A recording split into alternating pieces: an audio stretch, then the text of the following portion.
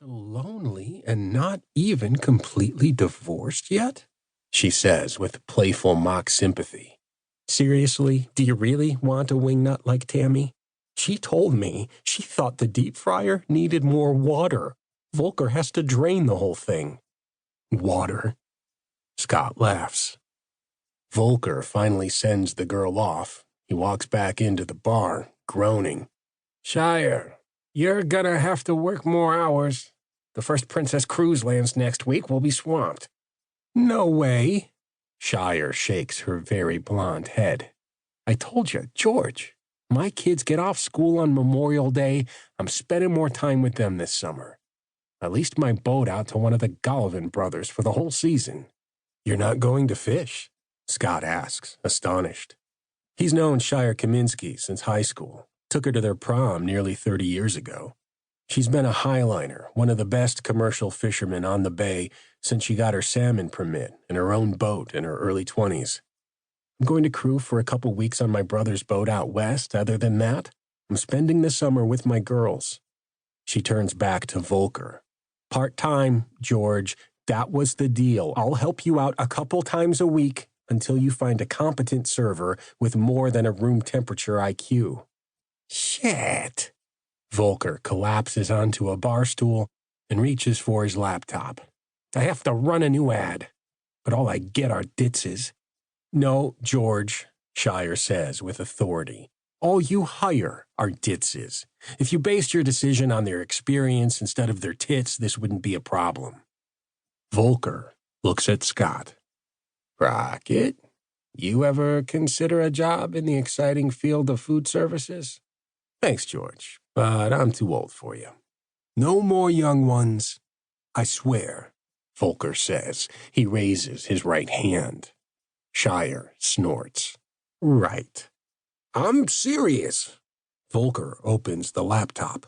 From now on, I'm looking for a smart, good-looking, unmarried, middle-aged woman who wants to live in the most beautiful place in Alaska.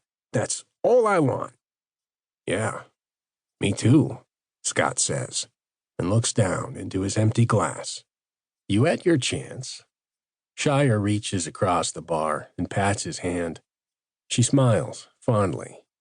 But no, the girl next door wasn't exotic enough for Scott Crockett. He had to marry the dark and mysterious Trina Malkovian.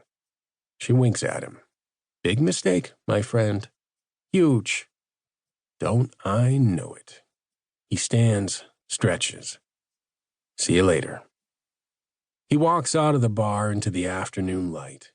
It's April, a month after the equinox, and the days are getting longer quickly now.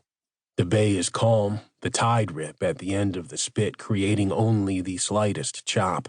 A sport boat cuts through the sparkling wave tips, trolling for salmon. Further out, a herring seiner heads for the fishing grounds. Blue-white glaciers cling to the old volcanoes on the other side of the bay. Crows and eagles and gulls pitch across the spotless sky. Volker is wrong. This isn't the most beautiful place in Alaska. It's the most beautiful place in the world. Part 1.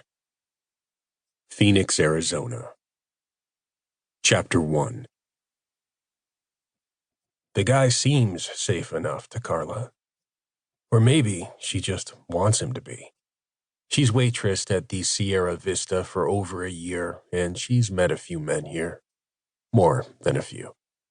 It's a cop hangout, and in her experience, most cops are decent guys, not that there aren't exceptions. She's been here long enough to know which regulars are likely to be trouble and which aren't. But there's something more to this stranger. He's harder to read. It's late on a slow Tuesday night, and Carla's waiting for the kitchen to fill what'll be the last food order of the shift. Chimichangas for the 320-something regulars huddled around a pitcher of Coors like they expect to hear it speak to them. Even out of uniform, the young guys have rookie patrolmen written all over them. They're polite, and that's nice. But she knows it's because she's got 10 years on them.